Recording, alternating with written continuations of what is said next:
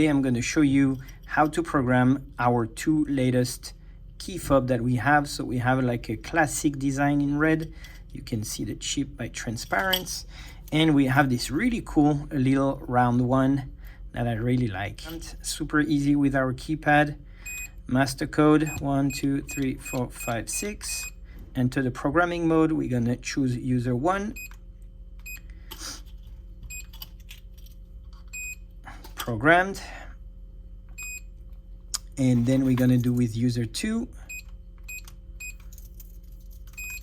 and that's programmed, and here it is. So now we have the two fobs. One is user 1, one is user 2. It opens, and then with this one it opens, works amazing.